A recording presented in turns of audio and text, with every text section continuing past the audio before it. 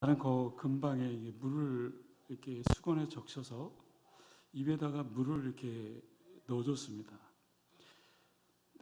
좀 살아나는지 뭐 응급처치 방법을 제가 할 줄 몰라서 단순히 물 조금 먹였는데 한동안 가만히 이렇게 있다가 숨을 이렇게 멈췄습니다. 그래서 안타까운 마음에 이게 구석에 이렇게 좀 보이지 않는 곳에 새끼를 놓고 그리고 돌아오려고 하는데 그 주변에 까치 엄마하고 까치 아빠가 쳐다보고 있더라고요. 처음에는 가볍게 여겼는데 깍깍거리면서 저를 마치 이렇게 물어뜯으려 맴돌면서 그렇게 제가 그거를 보면서 동물이나 사람이나 이 모성애가 참 대단하구나. 그냥 말씀 전에 한번 그 이야기를 나누고 싶었습니다. 오늘 아침에도 이렇게 보니까 고양이가 그 까치 새끼를 물고 죽은 까치 새끼를 물고 이렇게 가는 거였나 봐요. 그래서 전도사님이 내리면서 이렇게 봤는데 까치 어미하고 아빠하고 계속 고양이를 쫓아다니면서 계속 이렇게 쪼으면서 계속 깍깍거리고 있더라고요. 참 신기하고 놀라웠습니다. 이건 뭐 설교 내용하고는 전혀 관계가 없고 5월은 가정의 달이지 않습니까? 그래서 어찌됐든 우리 가족이 우리 또 영광교회 모든 가정이 평안하고 또 주님 안에서 기뻐하는 복된 한 달이 되었으면 좋겠습니다. 아름다운 백조가 잠시 쉬고자 연못가의 언덕에 올라갔습니다. 뱀을 잡아먹기 위한 그 학이 백조를 발견합니다. 그리고 백조에게 이렇게 물었답니다. 너 어디서 왔니? 나 천국에서 왔어. 천국이 어디 있는데? 너 혹시 천국이라는 말 한 번이라도 들어본 적 있니? 백조는 학에게 질비하게 이렇게 막 얘기를 하는 겁니다. 천국 강변에 대해서도 이렇게 이야기를 하고요. 근데 이상하게도 학은 백조가 들려주는 그 세상에 대해서 전혀 흥미가 없는 거예요. 시큰둥하게 있던 학이 백조에게 오히려 이렇게 묻습니다. 거기 천국에는 뱀이 있니? 뱀이라니 그런 거는 천국에 없어 라고 말하자 학은 백조에게 이렇게 얘기했답니다. 그럼 너나 실컷 가려무라. 내가 원하는 건 천국이 아니라 뱀이야. 여러분, 이 학과 백조의 이야기이지만 이 이야기를 통해서 혹시 느끼는 게 뭘까요? 네, 가치관의 차이입니다. 백조는 천국의 그 기쁨, 천국의 동산, 천국의 그 강, 그 모든 아름다운 것을 보았고 학은 뱀이 있느냐, 먹을 게 있느냐, 없느냐 그것의 가치관에 분명한 차이가 있었겠죠. 오늘 본문은 한 가지 특이한 상황을 전제로 하고 있습니다. 그것은 가치관의 충돌이라는 거예요. 성경이 기록될 당시에 세계를 지배하던 로마가 지배하던 그 시대에는 헬레니즘 문화가 굉장히 발달했습니다. 또한 더불어서 로마의 법, 정치. 하지만 문제는 뭡니까? 이런 세계 속에서 살던 그리스도인들, 헬레니즘의 그 전통의 문화, 충돌이 나는 겁니다. 전통적인 율법과 그런 속에서 살아야 했던 사람들, 그리고 이 헬레니즘 문화에 젖어 있던 사람들과의 그 가치관의 충돌이었겠죠. 그리고 그 뿌리는 구약과 율법에 상당한 유사한 것이 있었습니다. 두 종류의 사람입니다. 한 가지는 여전히 세상의 것에만 눈을 고정시키고 하나님 나라를 바라보지 못하는 사람들, 마치 뱀처럼, 학처럼 뱀에만 관심을 가지고 이 땅의 것, 이 세상에서 내가 어떻게 이득을 얻을 것인가에 대해서 그렇게 생각하는 사람들이겠죠.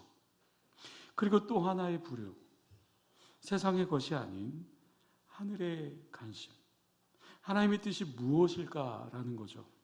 이 세상에 대한 욕심을 조금씩 포기하면서 살아가는 사람들 때문에 이 세상의 가치관과 우리의 믿음 사이에는 때로는 충돌이 일어나기 마련이겠죠. 오늘 본문은 그런 의미에서 이해하면 좋을 것 같습니다. 유대인들은 어떤 문제가 생기면 그 문제를 가지고 법정에 가는 법이 없습니다. 그들은 그들의 문제를 자신들의 그 마을의 어른인 그 장로들에게 찾아갑니다. 전통적인 방법이겠죠. 그런데 문제는 헬레니즘이죠. 이런 사람들에게 있어서는 이 전통이 익숙하지 않습니다. 그들의 모든 문제를 어떻게 합니까? 법을 통해서, 로마의 그 법을 통해서 그 문제를 해결해 나가는 거예요. 이 법적 문화는 헬라인들에게서 굉장히 보편적인 것이었습니다. 그리고 이런 영향을 그대로 받은 나라가 로마였습니다. 로마의 대표적인 것 하나가 좀 전에 얘기했다시피 법이죠. 고대 로마는 아주 사소한 것까지도 법정에 가서 해결하고자 했던 것이죠.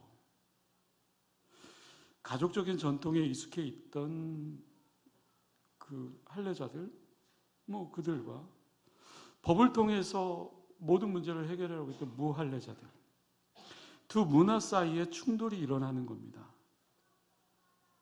다시 말해서 세상에서 몰랐었는데 이제 예수를 믿고 보니까 이전 행했던 당연하게 여겼던 것들, 이제는 어떻게 해야 될까?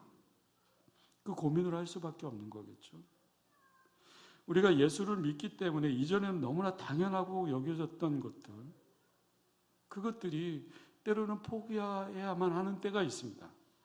때로는 우리가 당연하다라고 여겨졌던 것들, 어떤 행동이나 어떤 말, 생에 중요한 어떤 가치 있는 것들, 그것들을 포기할 때가 있습니다.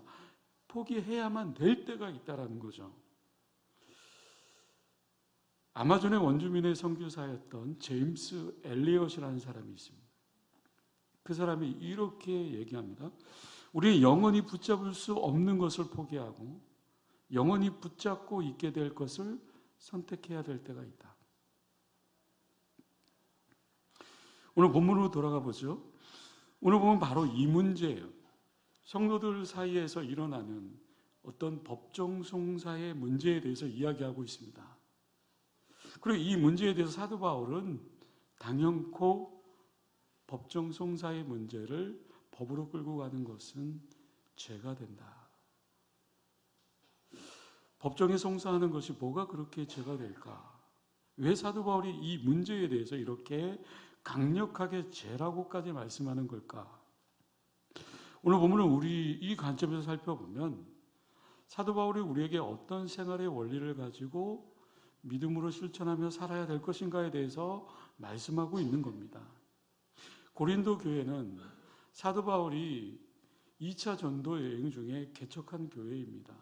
그리고 에베소 교회에서 3차 전도 여행을 떠나기 직전 고린도 교회 안에 여러 가지 문제들, 우상의 그 재물을 먹는 문제, 이혼 문제, 결혼 문제, 교회 안에 그 헬레니즘 문화로 인해서 충돌이 일어나는 여러 가지 상황 속에서 그런 문화에 대해서 어떻게 대처해야 될 것인가, 사도 바울은 그것을 말씀하고 있는 겁니다.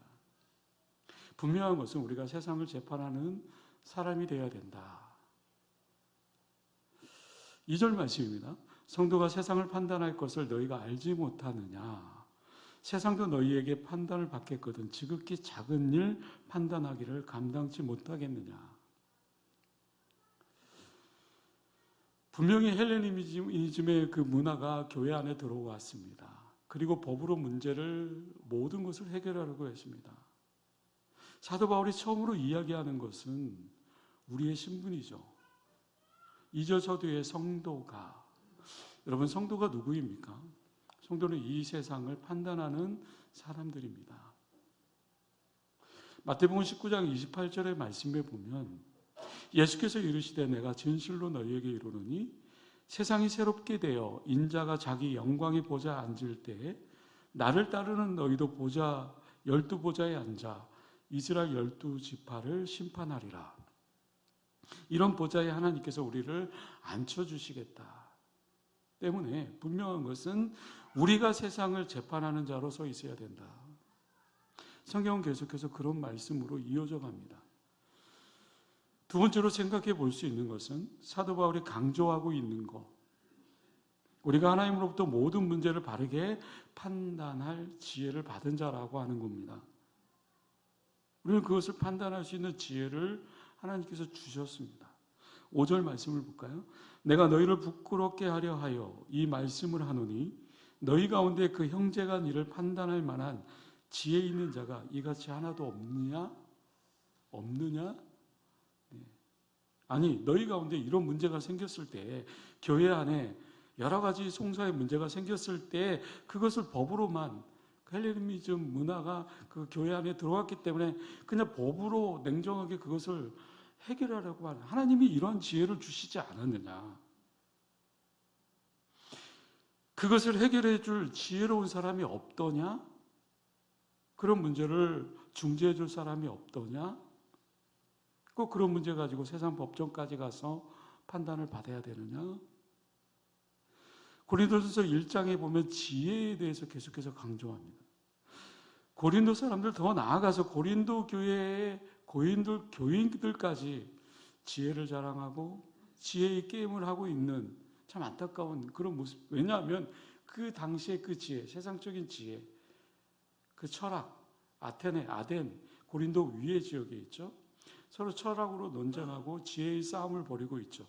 지혜의 게임입니다. 그것을 즐겨하는 거예요. 근데 그들이 가지고 있다고 하는 그 지혜라는 거, 결국에는 일상적인 그 문제 하나도 해결할 수 없었다라는 거죠. 때로는 인간관계가 뒤틀어질 수 있습니다.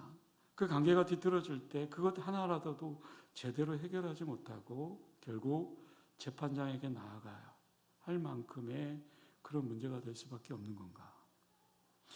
여러분, 이 말씀의 결국은 우리들 자신의 문제를 해결할 수 있는 그 가능성을 하나님께서 우리에게 분명히 지혜로 주셨습니다.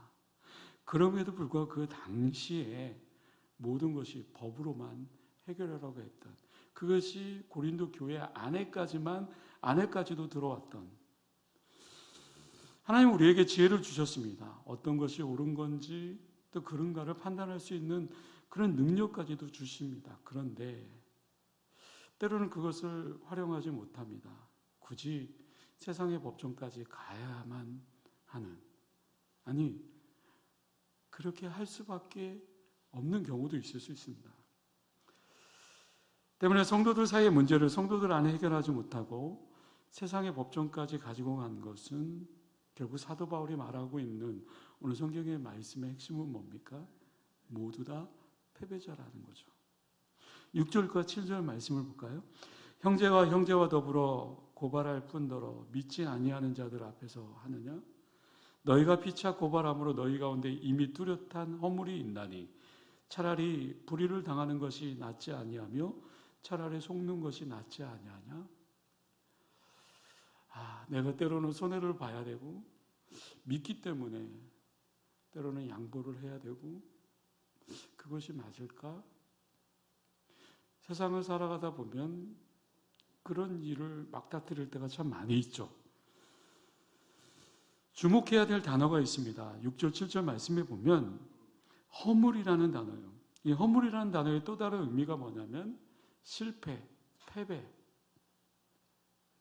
다시 말해서 이런 일이 벌어진다면 결국은 둘 다 패배자라는 거죠.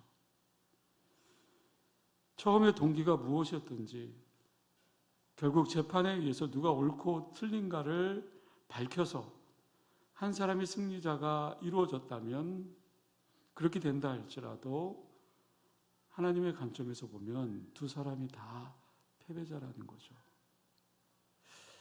가족끼리 서로 싸웁니다. 아내와 남편이 싸울 수도 있고요. 오늘 스승의 날이라고 정말 감사하게도 교회에서 귀한 선물을 주셨는데요. 그 안에 내용물은 뭔지도 저는 구경을 못했습니다. 그냥 당연히 저희 아내가 가지고 갔습니다. 얼마가 들어있는지도 모릅니다. 근데 제가 그걸 가지고 싸워야 됩니까? 그럴 수 없습니다. 그럴 힘도 없습니다. 가족들끼리 싸우면 그 싸움의 결과가 어떤 영향을 미치는가를 생각하면 결국은 그 싸움은 결국 패배자가 되는 거죠. 그리스도인들은 가족입니다. 우리는 싸우면 둘 다 이기든 아니면 둘 다 지든 이 둘 중에 하나가 있는 존재가 되어질 수밖에 없죠. 한쪽이 승리하면 결국 한쪽이 진다라는 거죠. 그런데 심지어 사도 바울이 말하고 있는 것은 둘 다 패배라는 거예요. 싸우면. 차라리 그렇게 할 바에야 한쪽에서 내가 좀 손해를 보고 말지 하고 양보하면 안 되겠느냐라는 것이 사도 바울의 관점이죠. 차라리 불의를 당하는 것이 낫지 않느냐, 차라리 속는 것이 낫지 않느냐. 여러분, 이것이 우리 신앙의 자세가 되어야 된다고 사도 바울이 말하고 있습니다. 많은 이들이 자신의 권리와 자신의 자존심 결코 포기하지 못합니다. 여러분, 전쟁도 그렇고 어떤 싸움이 일어나면 분명히 가치관의 충돌이 일어나겠죠. 누가 옳다, 누가 틀리다 이런 관점을 떠나서 각자 자기의 관점에서 보면 결코 상대방이 용납될 수 없는 거겠죠. 그렇기 때문에 그 싸움이 끝나지 않습니다. 중국의 유명한 성도인 와치만 니라는 사람이 있습니다. 와치만 니라는 사람의 그 간증 내용인데요. 어떤 마을에 예수를 믿는 한 성도가 살고 있었답니다. 근데 그의 눈에 항상 물이 풍성하게 고여 있는 거예요. 그런데 그해 마침 심한 가뭄이 들고 말았습니다. 그런데 이상하게도 하루 밤새 자기 눈에 고여 있던 물이 다 빠져나가고 없는 거예요. 그래서 알고 보니까 바로 옆집에 있던, 밑에 집에 있던 이웃집에서 자기 눈에 있던 물을 완전하게 빼간 거예요. 그 성도는 그 물이 자기 눈에 고여 있던 물이었기 때문에 당연히 자기의 물이라고 주장할 수 있었죠. 그는 자기의 권리를 주장하는 행동이 나쁜 거라고 생각하지 않았습니다. 이튿날 아침 그 이웃에 찾아가 따집니다. 왜 당신은 나의 눈에 고여있던 그 물을 다 빼어갔습니까? 그의 주장에 대해서 변명할 여지가 없었던 이웃, 못내 사과를 하면서 빼내어 갔던 물을 다시 돌려줍니다. 근데 이튿날 눈에 다시 와보니까 또 다시 물이 빠져나간 거예요. 근데 그는 다시 이웃에 찾아가서 되돌려 놓았습니다. 이런 일이 계속해서 몇 번 반복되었습니다. 그런데 이상하게도 이 성도는 자신의 마땅히 주장해야 될 그 권리, 물을 그렇게 내 것이라고 생각하고 찾아왔음에도 마음이 찜찜한 거예요. 마음이 편치 않은 거예요. 그래서 하나님께 기도하기 시작합니다. 주님, 제가 정당한 일을 했는데 왜 제 마음에 찔림이 오는 걸까요? 제 마음이 복잡할까요? 제 마음이 왜 무거울까요? 제 마음에 왜 평안이 없을까요? 그의 기도에 주님께서 이렇게 응답되었습니다. 너는 왜 정당한 일만 하려고 하느냐? 나는 내가 정당한 일보다 더 위대한 일을 하길 바란다. 하나님, 그렇다면 도대체 어떻게 정당한 일보다 위대한 일이 있을 수 있겠습니까? 그때 하나님의 음성은 내가 너에게 베풀었던 것처럼 너도 그 사람을 대해 주어라. 싸움을 하게 되면요, 그 사람이 죽도록 믿습니다. 그리고 싸움이 끝나고 뒤돌아보면 그 싸움이 결코 그렇게 싸워야 될 만한 일이었던가. 그리고 어느 순간 그것이 주님이 주시는 은혜가 내 마음 가운데 다가오게 되면 품을 수 있는 그 은혜가 있게 되는데요. 저는 우크라이나 러시아와의 그 전쟁 사태를 보면서 그 가치관의 충돌로 말미암아 그 싸움이 벌어지고 있는데 그들의 입장에서 보면 정당하겠죠. 그러면서 그것을 내려놓지 못는 근데 만약에 교회 안에 이런 법적인 송사 문제가 일어나게 된다면 그 문화가 법적으로 모든 것이 이루어져가는 그런 것들이 지금 그 당시 그 시대에 있지 않습니까? 그의 마음에 깨달음이 생겼습니다. 그날 밤 그는 위대한 결단을 내리게 되죠. 이튿날 새벽이 되기도 전에 일찍이 일어나서 이웃 사람이 자기 눈에게서 물을 빼가기도 전에 미리 먼저 가서 이웃집에 물을 주는 겁니다. 그때 그의 마음이 어떻습니까? 기쁨이 찾아오기 시작했고 평안이 찾아오기 시작했고 그 은혜 가운데 회복의 은혜가 샘솟듯 일어났다는 거죠. 우리의 관심은 어떻습니까? 내게 이익이 있느냐? 그렇지 않느냐? 이것이 하나님께 영광이 되느냐? 하나님께 영광이 되지 않느냐? 그 문제가 되어야 되겠죠. 우선은요. 그럼 결국 이 본문의 진짜 의미가 뭘까? 우리의 행동과 삶의 원칙, 나에게 유익이 되느냐, 유익이 되지 않느냐 이전에 하나님께 영광이 되어야 된다는 것이죠.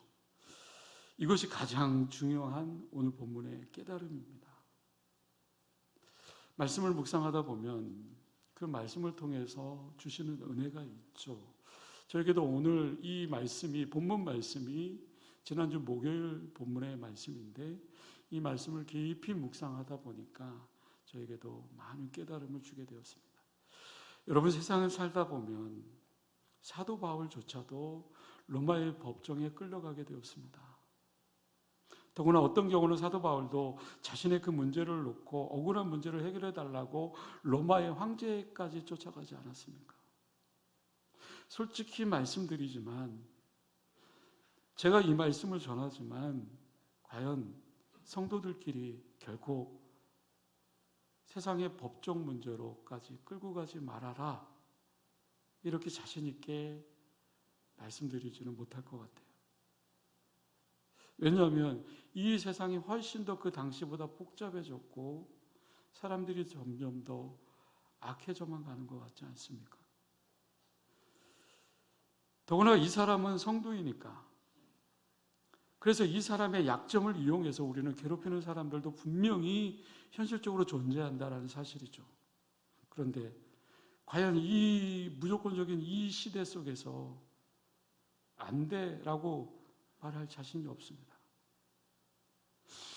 그러나 하지만 분명히 오늘 성경을 통해서 말씀하고 있는 것은 우리는 믿는 이들 사이의 문제를 가지고 있는 한 세상의 법정에까지 나아가지 않아야 된다. 우리의 최대한 지혜를 동원해서 문제를 해결을 하고 차라리 내가 조금 더 손해보아야 되겠다라는 그런 태도를 가져야 된다. 근데 이게 쉬울까요? 이게 결코 쉽지 않더라고요. 그런데 성경은 그렇게 해야 된다라는 거죠. 그렇게 해야 되는 진정한 이유가 뭘까? 그것은 오늘 성경이 명확하게 말씀하고 있지 않습니까? 하나님의 영광을 위해서. 하나님의 영광을 위해서. 예전에 싱어게인 2에서 우승한 그 이름이 뭐죠?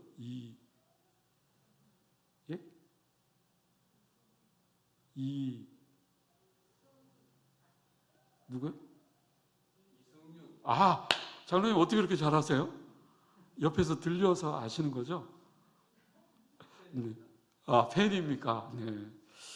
이순의 그 아버지가 이재철 목사님, 잠실 제일교회인가요? 아무튼 거기서 목회를 하시다가 나중에 시골로 이렇게 또 내려가셔서 이렇게 하시는 것을 보였는데, 이 홍성사 출판사의 이재철 목사님이 사장이기도 했습니다. 근데 자신의 회사를 아내에게 넘겨줍니다. 그리고 아내가 했던 한 가지 특이한 결정에 대해서 책에서 쓴 것을 제가 잠시 읽어봤습니다. 네, 그대로 옮길 테니까 들어보세요. 홍성사는 작년 은행에서 대출을 받아 서고를 건축했습니다. 대지 26평, 건평 56평의 초면이 4층 건물이었지만 홍성사가 가진 첫 번째 자체 건물이었습니다.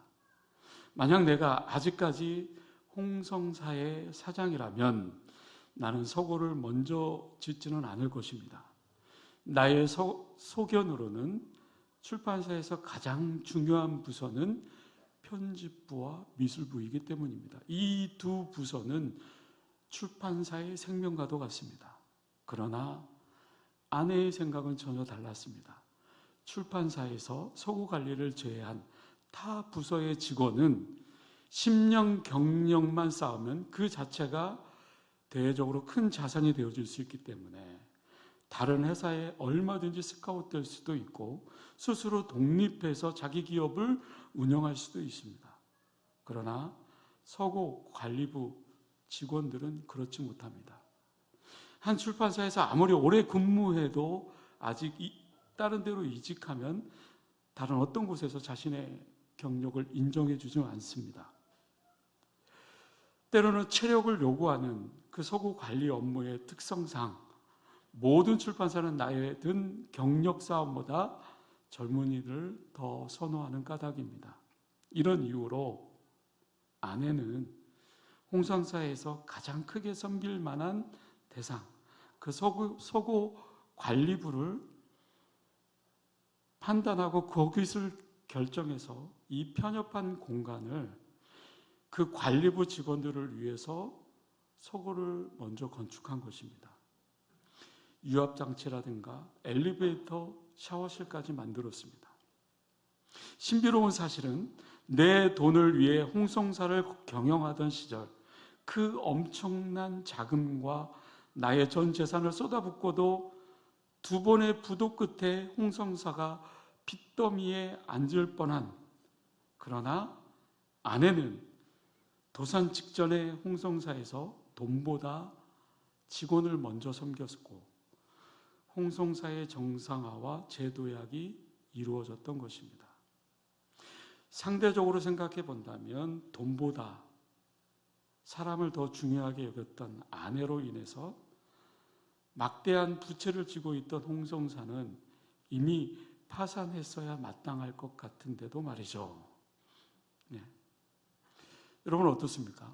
세상적인 측면으로 보면 아내는 경제 논리와 거리가 멉니다. 한참 먼 것 같이 보입니다.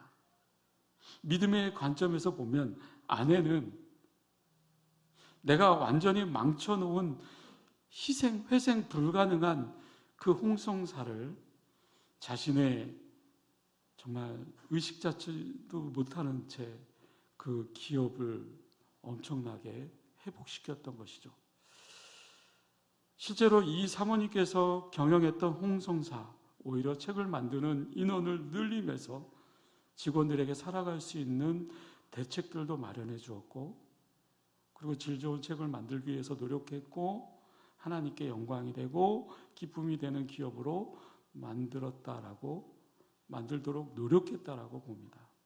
근데 결국 이 홍성사 다시 회생하는 계기가 되었다라는 거죠. 여러분은 어떻습니까? 당장의 눈앞에 무엇이 이익이 되고 무엇이 현실적으로 필요한가 보다 나무를 보지 말고 숲을 보라는 목사님의 말씀처럼 더 긴 안목을 가지고 하나님의 뜻을 구하고 하나님 앞에 좋은 일을 더 할 수 있는 일들이 무엇인가를 찾아서 또 그렇게 하나님께 영광 돌리는 그 삶이 저와 여러분들의 삶 가운데 있어야 될 줄로 믿습니다. 한 유명한 목사님께서요 쓰신 글 가운데 그 말씀을 잠깐 드리고 말씀을 마치겠습니다. 조금씩 나이 들어가면서 조금씩 세상적으로 성공했다는 자리에 서게 되면서 조금씩 세상적으로 유명해지면서 자기를 부인하는 것이 점점 더 힘들고 어려워진 점을 느낍니다. 그러면서 조금씩 나이 들어가는 것의 위험성, 조금씩 성공하고 유명해지는 것의 위험성을 피부로 느낍니다.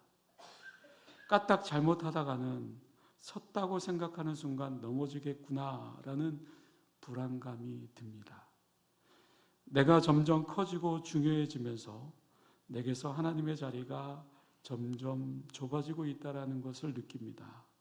그리고 그것이 바로 불신앙임을 느끼게 됩니다. 그리고 그와 같은 불신앙이 나에게서 소중한 자리와 평안과 기쁨과 구원을 빼앗아가고 있다는 것 또한 느낍니다. 결국 믿음은 매사에 하나님을 인정하는 삶일 겁니다. 매사에 하나님을 높이는 것입니다. 그러기 위해서 철저하게 내 자신을 부인하고 내려놓고 내 자신을 부정하는 것입니다. 그것은 참으로 쉽지 않은 일이지만 그것은 우리가 해야 될 일입니다. 오늘 우리의 문제는 내 자신을 부인하지 못하는 것에 있는 거겠죠. 내 자신에 대한 욕심, 내 자신에게 있어서 내려놓지 못하는 것, 내 자신에 대한 욕심을 버리지 못하는 것에 있습니다. 하나님을 높여드리지 못합니다. 장로님께서 기도하셨던 것처럼 교회가 때로는 지탄을 받고 빛과 소금의 역할을 감당하지 못함으로 말미암아 정말 너무나도 안타까운 현실 속에서 세례요한은 예수님에 대해서 제자들에게 말씀합니다.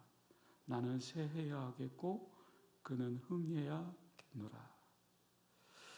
듣기는 쉽습니다. 그러나 말하기도 쉽지만 그렇게 살아간다라는 거 너무나도 어려운 삶입니다.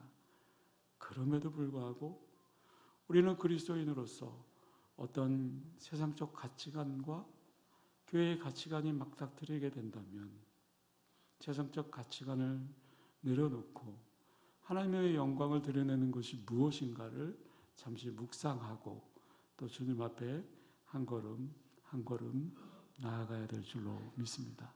한 주간의 삶을 통해서 하나님의 그 영광을 나타내는 것이 또한 후에 나에게 큰 은혜가 되는 것임을 기억하고 우리가 어느 곳에 있든지 하나님의 그 영광을 나타내는 복된 삶이 될 수 있기를 주님의 이름으로 간절히 축원합니다. 기도하겠습니다. 은혜로우신 아버지 하나님, 나는 과연 예수님의 흥함을 위하여 스스로 세함을 택할 수 있을까 깊이 묵상하게 됩니다. 그렇게 할 수 있다면 얼마나 좋을까 또한 묵상하게 됩니다. 주님께서 허락하셨던 그 십자가의 은혜와 십자가의 그 사랑, 우리가 이론적으로 알고 또 머물러 있는 것이 아니라 내가 과연 이 땅 가운데의 삶 속에서 무엇이 하나님 보시기에 옳고 그른지를 다시 한번 깊이 묵상하고 또 하나님의 그 영광의 자리 앞에 나아갈 수 있도록 주님 도와주시옵소서. 우리를 통해서 축복의 통로가 되어줄 수 있는 귀한 은혜가 되게 하여 주시고 또한 다시 한번 하나님의 그 영광을 위해 살겠노라고 다짐하며 결단하며 살아갈 수 있는 용기 또한 허락하여 주시옵소서. 우리는 연약합니다. 부족합니다. 그래서 날마다 넘어지고 또 부서지고 힘겨워합니다. 그러나 주님, 그 속에서 주님께서 말씀하시는 그 주님의 그 음성 앞에 귀를 기울이게 하여 주시고 보다 철저히 낮아지고 또 겸손하여져서 하나님의 그 뜻을 나타내는 귀한 삶으로 이어질 수 있도록 주님